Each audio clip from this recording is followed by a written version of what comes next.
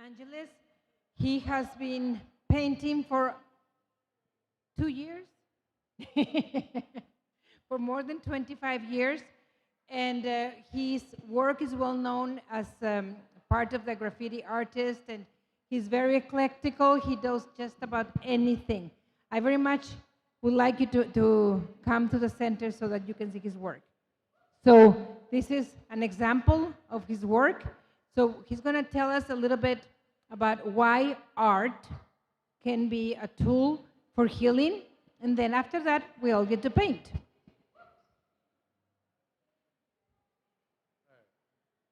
Well, while everybody's waiting now, we have a couple little technical difficulties, but it's no problem.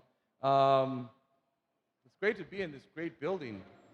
From the outside, I am going to show my nerdiness to it. I thought it was a Klingon spaceship from the outside, so I was like, wow, that looks cool. But I see the significance and the honor of being here amongst tribal art and stuff. So let me see.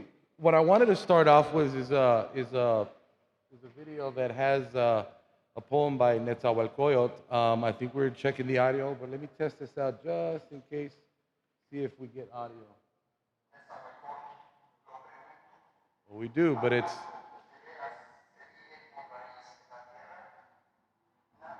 We'll let it go.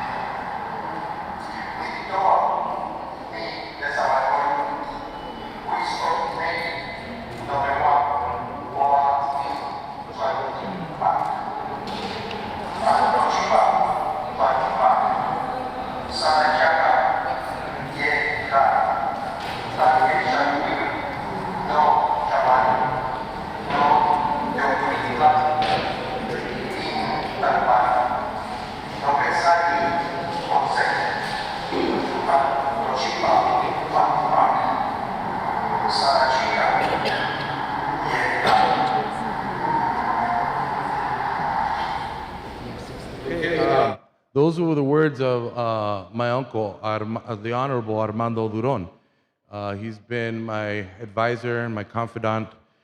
He's the collector of Chicano art going back from the 60s and 70s. And I produced a mural in 1992 called Undiscovered America, and my uncle went up there and spoke the words of Nezahualcoyotl. Nezahualcoyotl was not only an Aztec leader, but he was a poet and he was an artist. And you heard it in 3 different languages, in Spanish, in English, and in Nahuatl. And I think it was fitting for me to start off with this, because some of the photos, for example, that was one of my first pieces, and I think it's emblematic that the way I used to feel, that I was almost born from the can, you know. And so a lot of those early photos were of me in my teen years and doing graffiti and spray paint. Let's see here now.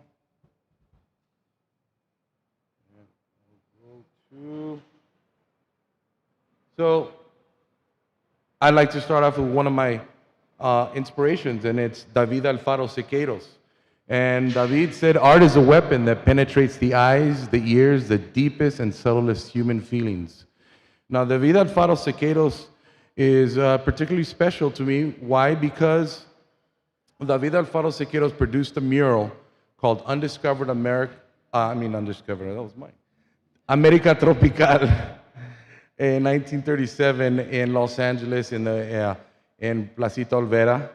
And when he did, you know, Placita Alvera is kind of center of Los Angeles. It's a couple of the old adobe buildings, but it was really constructed by a notion of what people thought Mexico should look like. So the person who created were Hollywood people, kind of at first, you know, and this woman who invited Siqueiros at the time, Siqueiros and Rivera and his contemporaries, they were like the G's all over the world. There was nobody compared to the type of artwork that they were doing on a large scale. Just so happens they were also socialists. And sometimes they had trouble because of that. So they invited David Alfaro Siqueiros to come and paint the mural. And they imagined a picture perfect, they wanted a picture perfect, almost postcard with tropical jungles and happy Indians and some pre-Columbian art. And he did all of that. Another thing I'll mention is that he was also the forefather of graffiti art. The reason why is he used a new form of mural technique which allowed for anybody to paint a mural. So he used industrial tools like an industrial spray gun at the time, the forebearer of the spray can. He used enamel paint on wet cement. He was creating a new form of al fresco. Al fresco painting had been around from the Aztecs to the Mayans to the Greeks. And what that is painting directly on fresh plaster so that when it dries, the pigment dries with the plaster and adheres to it. There's some incredible murals by the Minoan civilization that are still around, and it was an old technique. But he wanted to make murals accessible to everyone. Up until then, if you were Diego Rivera, you had a whole team of people mixing your paints. You couldn't just go to Michael's like I did the other day and grab some paints and some brushes. It was a kind of elitist kind of, in a way, you know, Diego took off to Europe, came back, and was prepared to paint all of the Mexican history on some of the most, you know, public buildings. Siqueiros, on the other hand, wanted to put, you know, art as almost like a weapon for revolution. He knew that it was propaganda, you know, in the best way, you know, and so as he painted the mural the day before the unveiling, he went at night and he painted in the middle of this lush, beautiful, postcard perfect image of a tropical America. He painted an indigenous person crucified on a double cross. And on top of the cross was the imperial eagle, the American eagle. And to the far right, he added two other gentlemen, a Tupac Amaru revolutionary and a Zapatista, aiming at the eagle. You know, and for Siqueiros to do that was to recognize that California had undergone almost a genocide at one point with getting rid of the Indian population that was there, you know. And so they were not happy. They weren't happy at all. And they sent him packing back to Mexico with his stuff and a check. Same way that Siqueiros did also at Rockefeller when he also portrayed Lenin in his image of the world, you know. And so the interesting thing about that mural is that when he left, they whitewashed it with white paint, and it started resurfacing in the 1970s. And Siqueiros was still alive, but he didn't want to have nothing to do with it. He was really hurt by it. Needless to say, it's been restored and it stands there today, and you can all visit it. While I was in Mexico, often traveling back and forth through the 90s, a real pivotal moment was me with the Zapatistas. I'd go to some of the villages between 94 and 98. I'd go to a lot of the villages and produce murals, often dealing with everything from one particular mural is called the Three Martyrs, and 3 gentlemen from their community were assassinated prior to January 1st, 1994, when the Zapatistas overtook all the 7 then towns. And so I had to produce this mural on the whim, spontaneous. My whole philosophy has been not to just arrive and show up and paint although I'd like it, but paint a nuke.one with a nice character and stuff. No, it doesn't mean anything. It means I'm a servant to the communities that I show up, and I want to paint their stories. So, funny thing with this is that this was taken in 1997. I was doing a workshop with Zapatistas, and this this magazine, I didn't know I made the front cover. This came out. This came out in 2007, and so this is an independent magazine that comes out in Chiapas that features a lot of Zapatista stories.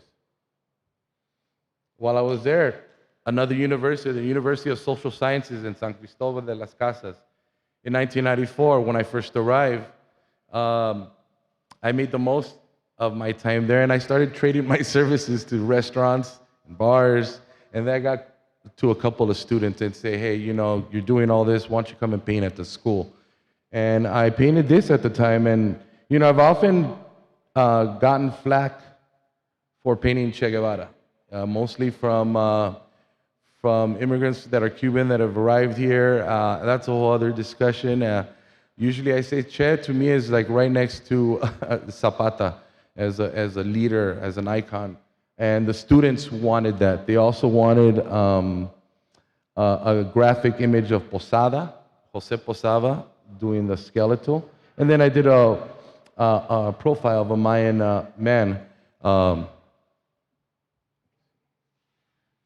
In my path, I've gone to meet legends. So here I am with Cesar Chavez. In 1991, my crew, Earth Crew, had done a series of panels, and each panel was going to be given to a native tribe. We met all kinds of movie stars that day, Tom Cruise, you name it. And my friend Helen Samuels, I'll show you a little clip of her in a minute, came up to me knowing that I grew up in a union family. Both my father and my mother were union organizers. My mother in the International League of Garment Workers, and my father in the United Auto Workers, and he worked alongside with the United Farm Workers. And so my friend Helen came up to me and she says, I got a treat for you. You got to meet this man. And I went up to him, and first thing I said as I shook his hand, I said, my family's a union family. And he goes, oh, qué bueno, mijo. I go, and my dad's Rudy Montalvo. Oh, I know him very well. So that made me proud to meet him shortly after he passed away, you know, I think 2 years after. In the art district in Los Angeles, I helped transform that area from a once Skid Row. I mean, Skid Row extended into that area between the 20s and the 80s. But in this small little area, it became known as the Art District. This is a picture of the building where everything started. It was called the American Hotel. And pictured at the bottom is a family of the woman that's on there. Now, this collaboration is between me, the Mac, and Coffee, two other members of my crew under the influence. And so working on this, you know, this little parking lot, we kind of started showing up there at 15, 16 years old. At the bottom of this parking lot, at the bottom of the building, there's a punk rock club, and it's all tagged up in graffiti. The people in this building at the time didn't see us as outlaws, and they said, look, take over the parking lot, it's yours, do some artwork on there. And so the building was bought like 10 years ago, and the new owner asked us if we can paint on there. And so we were asked to do a commission, and in very much the same way as the reason why I chose the indigenous woman on Sexto Sol, the Mac also decided he was going to paint a very strong woman that he knows, a grandmother, a Navajo grandmother from where he comes from. He's in Phoenix, Arizona. And when you really stand there and you look, and I told him, this is good because we need this grandmother figure overlooking the arts district. It just so happens that that day that I took this photo, the family came by. They were visiting California without grandma, but I was wondering why they were staring at the wall. And then once I hit them up, they're like, "That's our grandmother." And I was like, "Really?" And yeah, and she said, "Come and see her." And what do you mean? And come and see the mural first. I was like, "Wow!" So they drove in and saw the mural and saw their grandmother on there. So it was really nice to share that. I wrote a poem for the mural. I might as well read it. And the Mac asked me to write it, and it goes like this. Uh, It goes, La abuelita, the grandmother, weaver of blankets. You gaze upon a new day as the moon sets in the west. Its incandescent glow and light guides the spirits that once resided in this city of the angels. At the turn of the century, when this building was built, when the city was a bustle with Victorian homes and Model A's and Model T's, there was always been an abuelita looking up and to the sky, praying for the souls that keep the night suspended above us. Its black cloak filled with stars, its green ghosts swirling in the early dawn air. Abuelita, grandmother of the arts, guide our souls to rejoice in the days we create, for we are the dawn, a dream becoming reality, weaving our stories of the past, weaving them into places from order out of chaos, from plurality to singularity. A blanket carries so much weight, it holds our dreams, but do we often wonder who weaves the blanket or what they were thinking? La abuelita, she thinks of us when she weaves. It's not so hard to imagine that God is a grandmother. And there she is. She came and visited the mural. You know?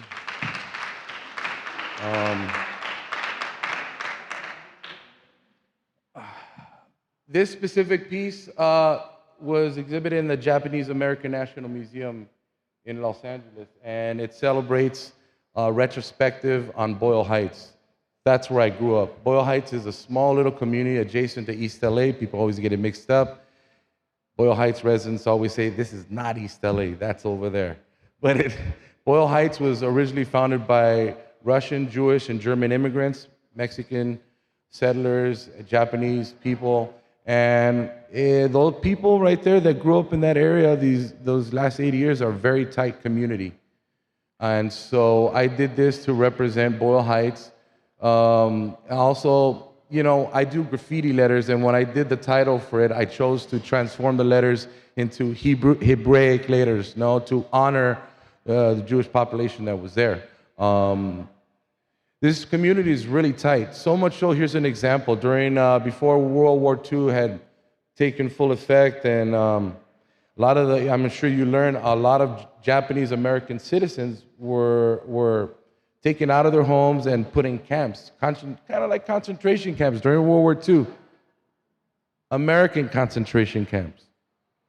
You know, these were American citizens that had contributed to the agricultural economy of California. But they all got a notice on their door saying that they were to report to Manzanar and to various camps. Some of my friends, their mom was born in one of those camps and stuff. And so these people left Boyle Heights, but their neighbors took over their homes and their businesses and ran their businesses.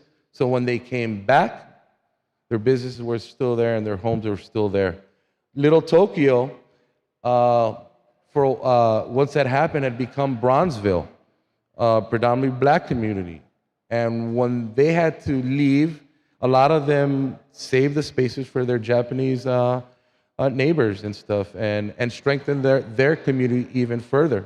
So when I did this, they gave me a bunch of photos. So if you ever want to know more about that, museums like Japanese American National Museum spent the last 50 years documenting stories and videos and songs and all that. So they have a big, huge database. They gave me it all, and I can only pick a couple photos. And this is what this mural actually was probably the size of one of these doorways right here. The whole, at least 14 feet across by 50 feet high. So all spray paint. Interesting note, this guy at the bottom, to the left with the sword, I met him that day. He was an old gentleman. He came and he says, "Man, it's interesting that you picked that photo." I go, "This is you?" He goes, "Yes, that's me, and that's my father to the right." I go, I had just won. I was a Boyle Heights Kendo champ that year. I go, Kempo. I go, "Really?" He goes, "Yeah, my father ran the dojo." He goes, "But right after that photo, we were sent to the camp." And I didn't see all that. I just seen the Boyle Heights Kendo champ. You know, I was proud of it. But who would have known that I would have, out of all those photos, I picked that one, and the gentleman was still alive, and so it was interesting to go through that. I'll go through some of these because they're just nice to look at. I tend to do a lot of Day of the Dead stuff, and this is also on the American Hotel. Adjacent to the American Hotel, so there's a parking lot that we've been painting, right? And it's been my crew's parking lot for the longest, no? As of recent, I told my crew, I said, look, I go, you guys have a poor retirement plan. I go, I didn't know it was gonna be like this. No Social Security benefits, no dental. I go, I'm keeping that yard. That yard's my retirement package. And so out of that yard, I do a lot of my new pieces right now, new murals. I run a mural tour out of there. I think I have a photo, but I had a mural that I did there after the pandemic. See, I changed the murals in this parking lot every couple of years. But when we were locked up during the pandemic, we came out 8 months later and we painted an incredible piece that had everything to do from the State of the Union to Trump and all his nonsense and stuff and everything in between. We even did a kind of a Vietnam memorial, so to speak, to Black Lives Matter, of all the lives that have been lost during that time. So it's a revolving place. So this is one of the pieces that we did. I often combine Mayan iconography with Japanese Robotech stuff. So as a kid, I grew up on those Japanese anime of the 70s and 80s and robots, but I started seeing the Aztec and Toltec statues in some of these archaeological places, and to me, they look like robots. So I started transforming them, and more so to reach out to a whole new generation that was growing up with that, and to lead them towards their cultural heritage. You know, my kid loves anime, but she doesn't know that much about the Mayans yet. So I've been trying to fuse that for the longest. This is a piece that we did in Mexico City in 1990. So, like I was telling you, I was part of a crew called Earth Crew, and it was founded by Helen Samuels.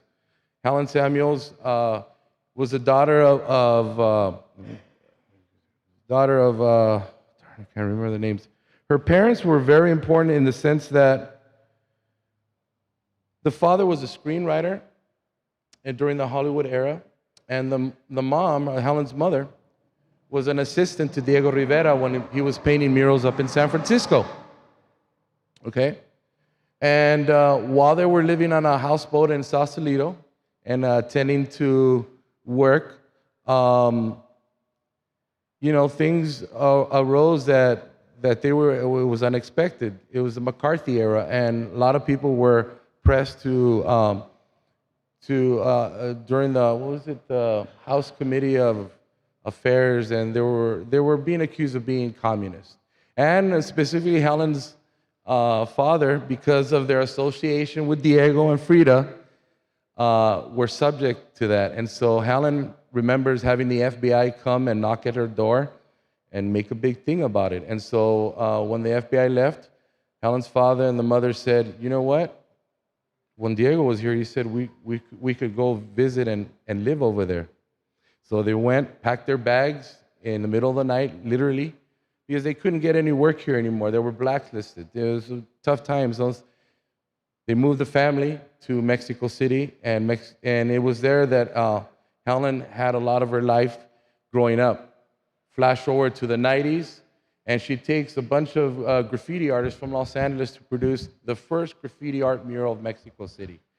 This is located in a building that was built in 1818, El Hotel Cortés. And even just to get this mural done, we beat out 3 other muralists. And they were not happy that a multicultural group of young 20-somethings were coming from LA and painting on this wall. But we got it funded by the Procuraduría General de Mexico. They're basically like the feds, you know. And so we were able to get away with this. Now, at the time, graffiti was not prevalent in Mexico City. It's not the big scene that it is now. Some of the best artists come from Mexico worldwide. They come out of Oaxaca, for example, new whole street art scene. But we're happy to say that, that we worked on this. My part was the tree. Hex worked on the woman and the baby, along with Duke, Skate, and Angst, and Omega, a young skater girl from my crew, one of the first women from LA graffiti art. And the gentleman that's pictured right there is Carlos Morgan. So the people that invited us work with youth, and so did we. So we decided to join forces. Their group was called the Popular Youth Council, and they were working with street youth and youth in the ghetto and organizing them and such. So we had planned this almost a year in advance, sending artists going back and forth. On the day that we were all supposed to arrive, Carlos Morgan almost lost his life. He loves motorcycles and he crashed really bad and he was in a coma. When we arrived, he was still in a coma. Here's an example of our spontaneity, how things change. We had a different idea for this mural to a point, and when we got there and we found that out, Hex painted Morgan's face on there. And luckily he came out of it, showed up in a wheelchair, and we inaugurated the mural. To this day, he's a big leader in politics now, but he got his start organizing the youth, and we're the first ones to really start taking graffiti art all over the place. So this job, for example, paid 7 of us, but with the money that we used to pay 7, we bought 20 more tickets. And so we sent representatives to each parts of Mexico City. Some of our guys had never even been to Mexico. One of them, rest in peace, Skate, looked at me one time and he was like, man, I thought Mexico was like, I don't know, he was trying to get the words out and he was fumbling with it, and I don't want to jump in, but I go, what, Skate? I go, did you think there was tumbleweeds like rolling through here?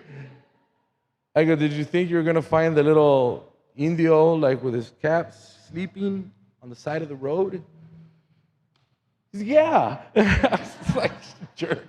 I was like, well, you're sitting on the birth of a great civilization. I go, these streets used to be canals.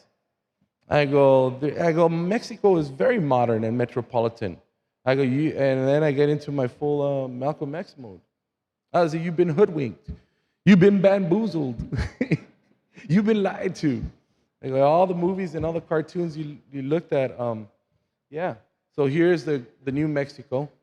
And so we produced this. Now, getting this done was not easy. It lasted 15 years, so it lasted for quite a while. Here's a good shot of it from the top. I was able to acquire this from a police helicopter. Don't ask me how, but I was able to get this. It was a big hub. Everybody shows up. There's a metro station right below. Here's another good example of it. So just so you know, also, since I was the only bilingual one from the crew, and Helen Samuels, apart from her, I was sent in advance to do a lot of video work and TV shows and stuff. And on one particular time, they invited the whole crew to go speak and be on a show. And I said, gladly, everybody leaves. So finally had some time to work on the tree myself. We had a very rickety scaffolding, but I went up there, and by the time I got there, I got to experience one of Mexico's beautiful instant showers of hail. And big rocks. So, working on murals is a full body workout. And only now I'm starting to realize that I've been putting in time. But that day, yeah, I could have easily slipped and fallen. But I was glad that everybody's gone and I can concentrate. Here's an example of how, we didn't expect any promotion of this. And when we did this, maybe 5 years later, there was a group of German publishers that came and did a book on three cities: Berlin, Los Angeles, and Mexico City. And our mural made it to the book. The interesting thing about it is on this page, it's our mural, and on this page for the book is the murals of in Tlaxcala from an archaeological site called Cacaxtla. It's not too far from where my mother was born in Tlaxcala, and I've dreamt of this place. In a weird way, they got the pictures right, but the title were switched. So it's named after, the title was titled in Cacaxla, and Cacaxla is titling our mural. It's weird how things happen, and so that led me to believe, no, I'm on the right track. I'm following my ancestors, you know. Okay. Recently, I've been painting a lot of corn, and because I've been working for the last 7 years with a director called Alberto Cortés, and he's got 2 films of which I'd love to share a link with you guys. One is called Corazón del Tiempo, it's all Zapatista film, and the second is called Maíz en Tiempos de Guerra, Corn in the Time of War. And basically, the documentary just features 5 different indigenous families and what they need to do to achieve, to battle GMO corn, genetically modified growth of corn that's slowly taking over parts of Mexico, no? And so they're reclaiming a lot of the old seeds and old methods of growing. And since then, I've been kind of corny, drawing corn. So much so that the director wants me to pay him a tax now because he says he inspired me.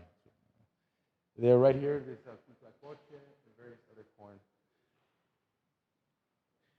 This is the result. It got pretty high tech and stuff. I have a Aztec spaceship and all kinds of stuff going on. Yeah, sometimes you got to stop me. The guy just wanted corn. What can I say? Okay, let's get close to this mural. So this mural is about Toypurina. She was a radical revolutionary indigenous woman from California who fought and led many rebellions against the Spanish. But this particular housing project is called a hazard housing project. It's one of the most craziest gangs in LA, been around since the 40s, but it also is filled with all kinds of murals. And so we got a commission to do a mural there on the gym wall. So there's a lot of things that go on in this mural. And, you know, I think the subject of, you know, being radical with your art fits this well, because when we did this mural, there's 2 people that we added onto the mural, and the cops were not happy about it because they killed these men. One of them is right there holding his baby, right there, and the other one is the guy on the left punching, and this guy represents the cop, and that guy represents the young man who was killed. Now, when we first presented the sketch, we had to go through 3 different approvals, 3 different departments: the Housing Authority, the Parks and Recs, and the City of Cultural Affairs. You know, in explaining this, so since it's the gym wall, I told him, look, I'm going to do my section on sports, on the Mayan ball game. And the Mayan ball game, actually, the glyph for it, you could see it right there in the bottom of the court where they're playing. It's kind of like a large H. Obviously, that was my nod to the Hazard Gang. Okay. Any neighbor that I've gone to, especially if there's a gang there, I always ask their permission. And this specific occasion, when I told my dad that I was going to paint at Hazard, he's like, I'm going to call my homeboys. What? You're going to call your homeboys? Yeah, you can't just go in there. You're going to ask permission for me? Yeah. Oh, shoot. Okay, I didn't know it was that bad. He goes, yes. So he called. And so in honor of Hazard, I put in the H, right? So when they asked me, they were saying, is that an H for Hazard? No. I go, could be a capital I. And they wanted me to say it was an H. I go, look, man. I go, here's my evidence. I took out all kinds of archaeological evidence and pictures of the ball game, and I just stated the obvious, and we got through with it. But on one occasion when we were painting the mural, we had 2 young brothers who got there early in the morning, and technically we were only supposed to paint. But here's 2 brothers that wanted to paint early. Hey, man, can we help out? Yeah, sure. We have a 3-tiered scaffolding. As soon as one of them got to painting, the other one was mixing paint with me. Cop shows up. They book, start flying. They took off running. And the cops went and got one of them. The other one escaped. And they came back, and I told them, what the heck is going on? These guys are helping us with our mural. Well, they have an injunction there. That means that no two people can hang out in those projects because it's part of they're breaking the gang injunction rule. These are two brothers, but they can't hang out together in front of this building. So that's how entrenched this neighborhood is, you know. And they got away with 2 murders of 2 young men in there, and weren't going to let them forget it, you know. So they were eyeing me and taking the guy in the handcuffs, and they're looking at the mirror like, "Who's that?" I go, "You know who it is," and they know who it is. And the homeboys told us that they came in, black ops, and they singled this young man out, a father of a young child. So, yeah, in our hands, murals are a tool for revolution and change, and we want to stick up for the community that lives there, you know. So it was interesting to do this, and they guard that wall like you wouldn't believe. So, God forbid anybody that tags on it.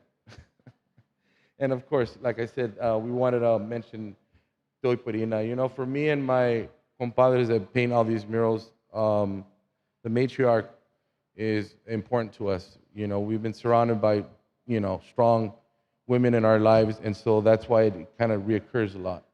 All right, so here's the lady that I was mentioning. This is Helen Samuels, along with another elder in Teotihuacan. And there's our group meeting, Cesar Chavez again, except this time it wasn't me. The fellow to the right is Skate. He's the guy that I told you that was surprised about Mexico. Now, Skate, you know, when we took him down to Mexico,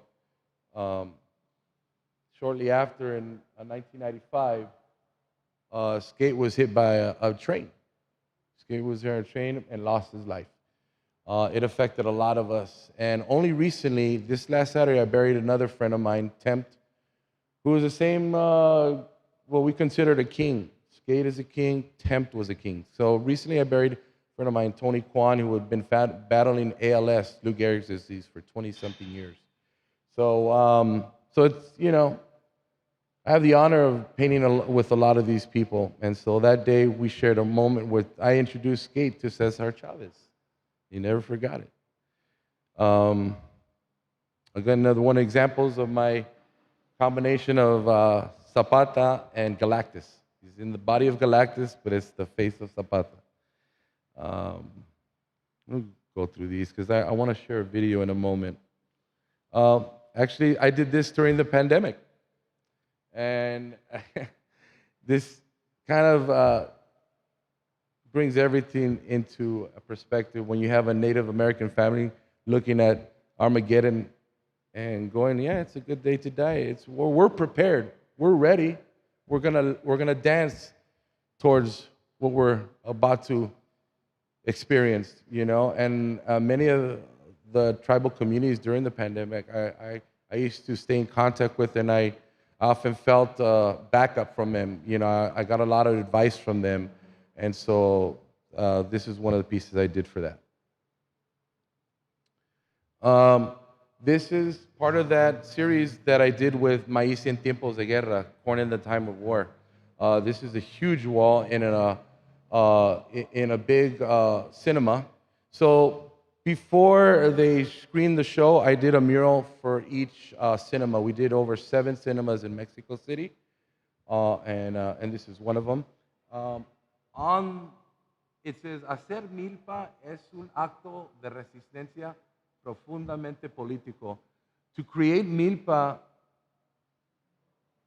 is an act of resistance profoundly political. So the milpa, the corn, you know, when it grows and it sustains squash and beans on each one. It's not just the corn growing, you know. GMO corn loves to make great big corn, you know, yellow and great for the supermarket. That's not the reality in some of these communities. Corn also sustains the growth of other plants. And so to them, the milpa represents community. So we are all milpas. We are all corn. In '93, I was invited to paint the Museum of Contemporary Art, and so here's one of the pieces I was doing. All spray paint, all Krylon back then. And we also like mariachis. So we had mariachi show up specifically when we did our Day of the Dead celebration in the parking lot. Here's a better picture of the piece. This I did also with a fellow compañero. His name is Duke, Eric Montenegro. Interesting thing with Duke, you know, both of us have similar names, Duke and Nuke, okay? And when I first found out about him, I found out he's Guatemalteco. And in talking further and working with him on various projects with Earth Crew, later on, we were inseparable for a while. But then I told him, I go, hey man, actually, your name is Montenegro, and my name is Montalvo. I go, we're destined to meet. He goes, you're Black Mountain and I'm White Mountain.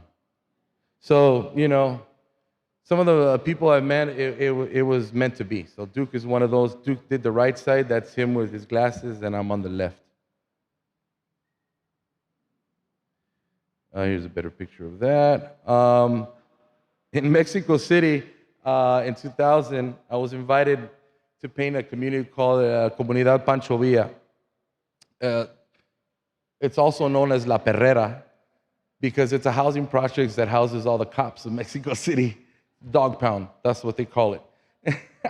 And so they asked me to do a piece for Pancho Villa. Now, I did this in the style of Scene from New York City. Scene would do a lot of these handball courts and break the wall apart and show Superman coming through. In this case, I did Pancho Villa. This was done two summers ago. So this is kind of where my work's going right now. Again, I like surrealism and stuff, and so I told my buddy, I go, let's do this wall. This is the patron goddess of that area of Tacubaya. And the water is flowing in that area, but it's also breaking apart the concrete, and the power of the water is releasing the corn and, you know, destroying the wall, destroying the city. The nature is that powerful. And so this I did recently. At that time, we also had a eclipse. So most of my work, sometimes, you know, I look at the things around me and try to record that to that day. There's close-ups. And now to break it off a little bit, I want to play a little video about Helen, and it's like this.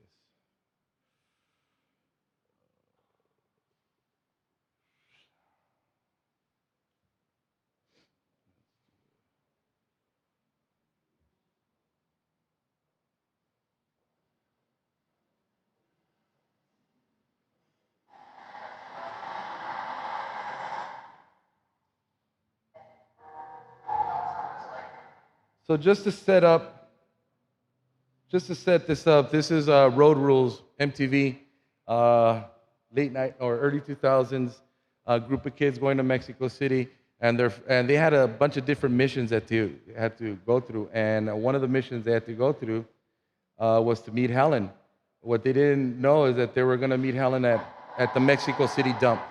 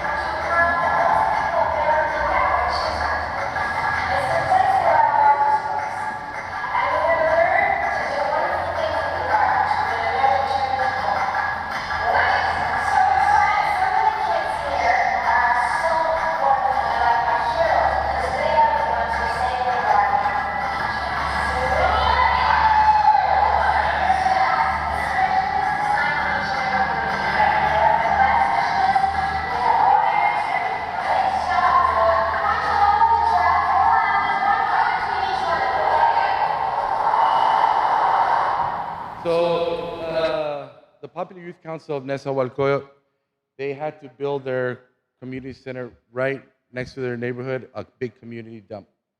The government didn't supply any sort of help, but they constructed these facilities, and in a little outdoor soccer area, silk screen, out of this horrible area. And so a lot of us that got that first experience with them, you know, humbly spending time with them. And so Helen was able to share this with a couple of kids from America, and they did well. Again, I'll share links with the office in case you want to see this in full length. You know, I'm going to, just so we can go to something a little bit lighthearted. So apart from doing the murals, I was also doing a lot of music videos for Chicano bands and stuff. And most of the time, they had a very small budget. And so we'd have to do some amazing things to get some of the footage. Now, what I'm about to show you from Aslan Underground, I combine guerrilla filmmaking with graffiti. And so we went out to get a couple shots in Rodeo Drive dressed as zapatistas. Long story short, when you look inside Tiffany's jewelry with a couple of ski masks, yeah, they think you're gonna hold up the place. Yeah, so we had to get the shots really quick, but you'll see what I'm talking about. The name of the song by Aslan Underground is "Blood on Your Hands." God, I wish we can get the sound going, but at least you can see the imagery.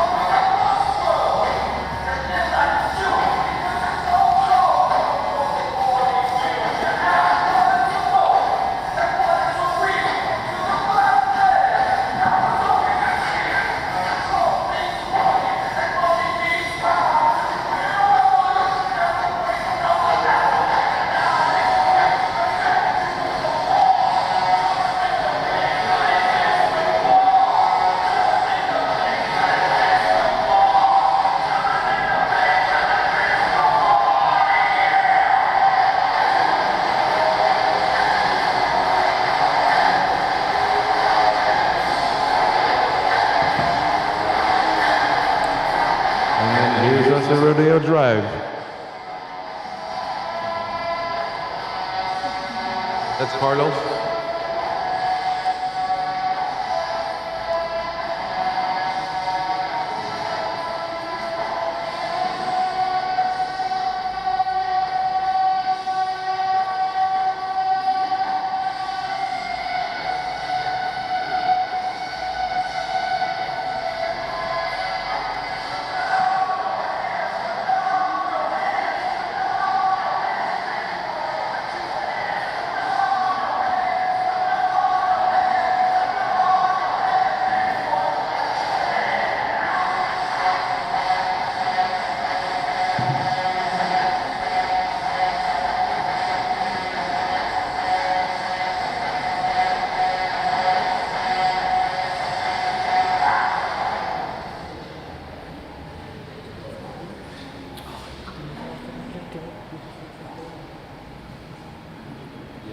We're radical.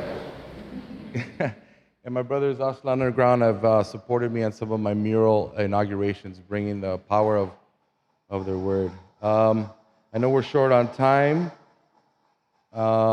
and I wanted to make sure I didn't forget any other photos. Oh, yes.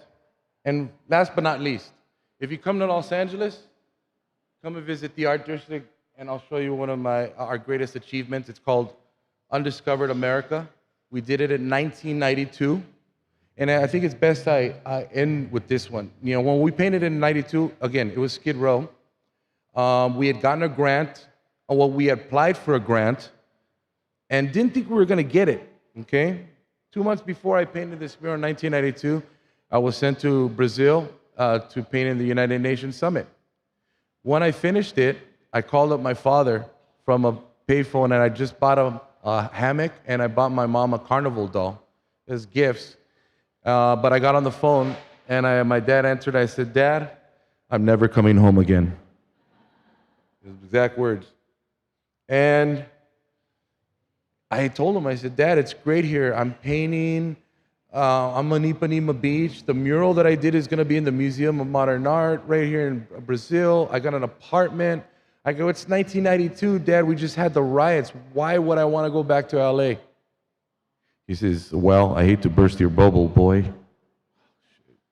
You have a check in the mail." What? I got a check in the mail. Open it up. It was $8,000. It was the first payment for the mural that we've been awarded. And I literally was at a crossroads, because if I would have stayed in Brazil, I could have made myself king, so to speak. I was ahead in the game with the graffiti. They were just starting a lot, you know. But I probably would have been dead in less than a week in the favelas. I would have had a 13-year-old kid shoot me with a Uzi. I mean, it was that crazy, you know. And so I came back to the art district to do this mural, not only to say thanks to the people that gave me that little parking lot and gave us a chance to produce art right there, but I wanted to show them this was kind of like my thesis. After all working on the streets of LA, this is what I was going to present as a culmination of all the study and the work that I did. And it features all the native accomplishments from North to South America, starting with white buffalo calf woman in the middle, along with the medicine wheel and the pipe. You know, now, when I do my mural tours through there now, and I mention, you know, that it was my Rage Against the Machine mural. Because why? Why? Because 1992, the world was celebrating the quincentennial celebration of Christopher Columbus's arrival. You know, I just been working as a Native American youth counselor. You're going to tell me that all these peoples and all these civilizations were discovered? No. So I put it proudly on the wall. Where I did this sits right across from the social services department. And when I picked the wall, it actually belongs to a Japanese man who survived the bombing in Hiroshima and Nagasaki. And he came here with nothing. And someone gave him a break. When I asked him for this wall, he looked at the same kind of desperation that I had, that he probably had, and gave me my first break to paint this wall. And so when I looked across the street, and I'll end with this, I said, if this is where I'm going to paint the one, I looked across the street and I saw people that looked indigenous in line to get food stamps. And it just broke my heart. a once great nation, being reduced to having to get meager crumbs. So I wanted to remind them how great they are and how their people are, you know. And little did I know that it not only benefited them, but the people that work there.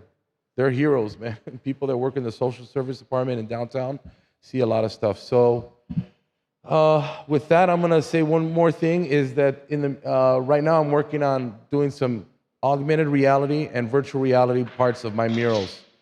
So in the future, when I'm not here, the mural will be able to tell its own story. So I'm working on that right now. So that means Adobe AR has an app that I'm able to transform this mural so that I can leave a QR code and you would scan the code and step back and you could see the mural with extra added augmented sound.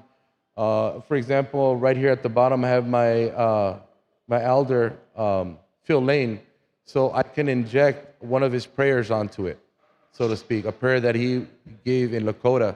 So I want people to be able to flash their phones or their iPads or even their goggles and see the mural in a whole different way. So with that, I think I'm out of time, right? So,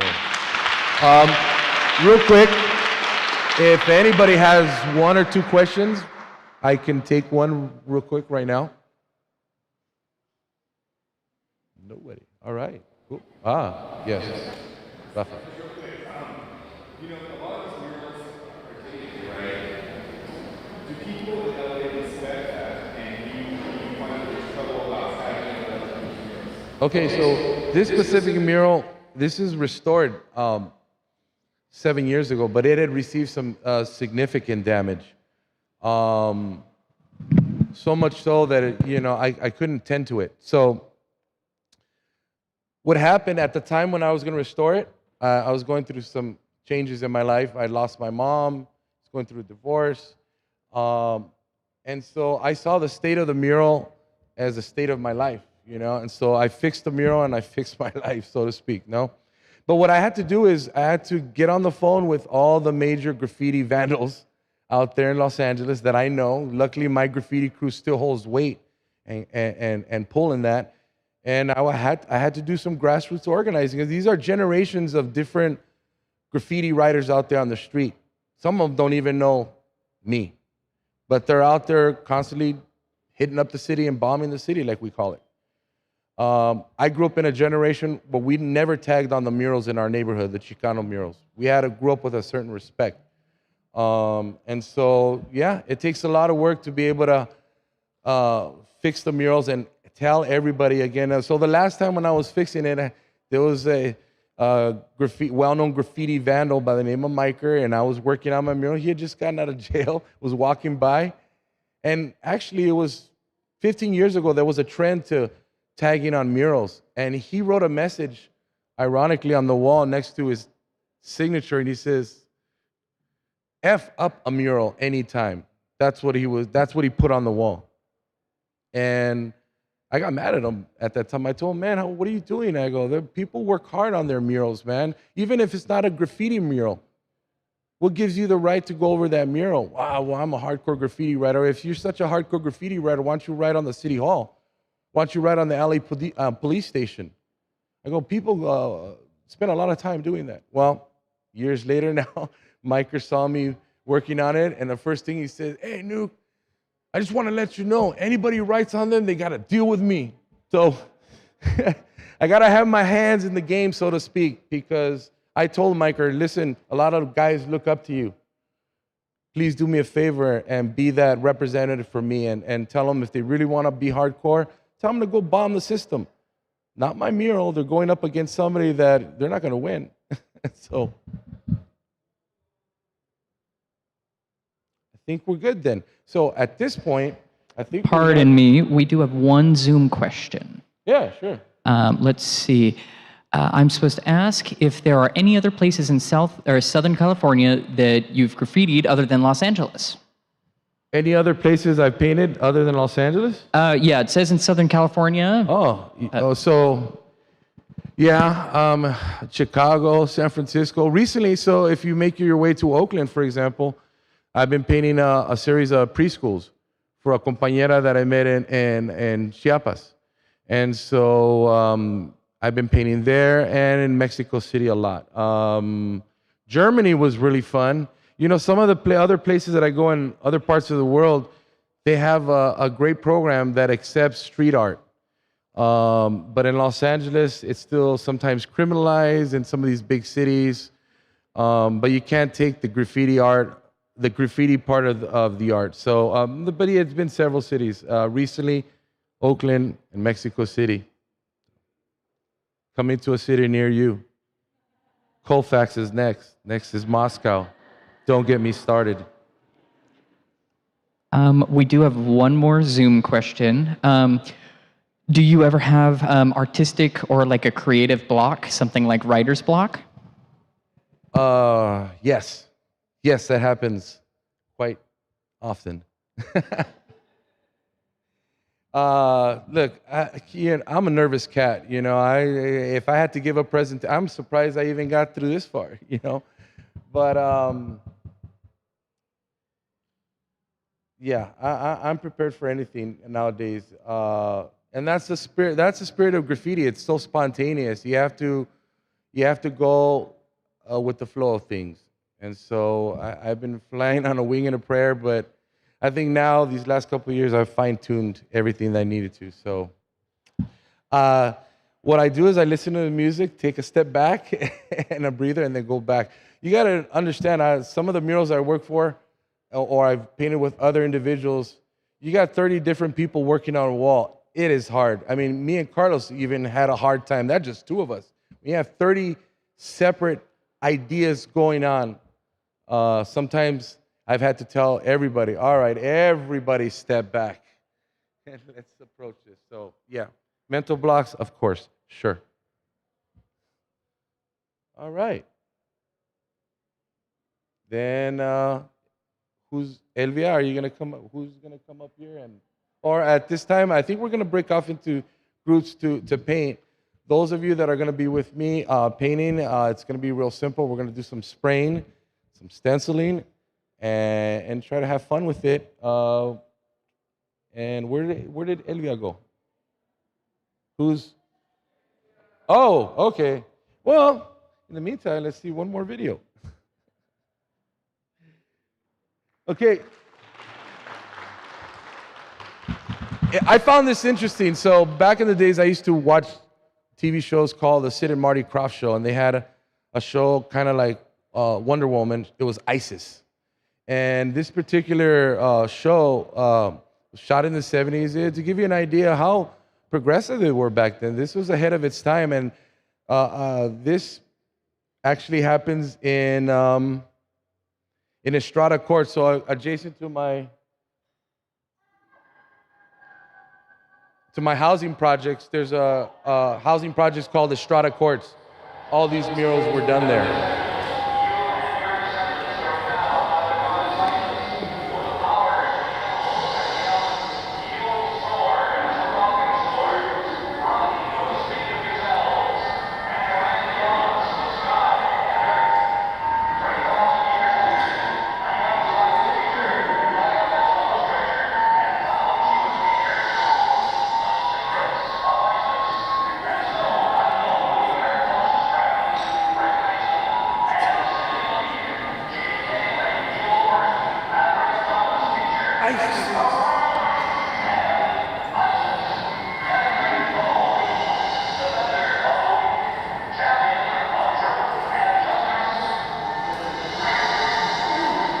I'll flash forward to where they're talking about the murals.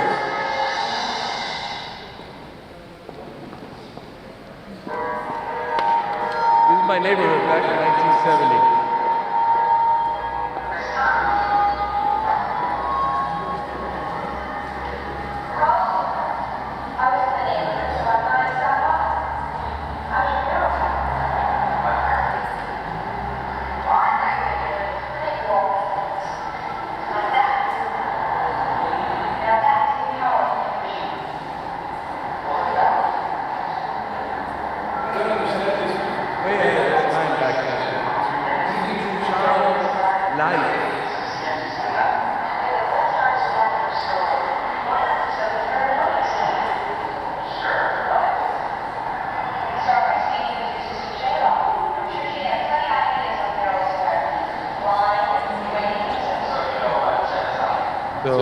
I'll leave any links in if you guys are really interested in doing some retro mural viewing of this. So again, thank you very much. Appreciate this.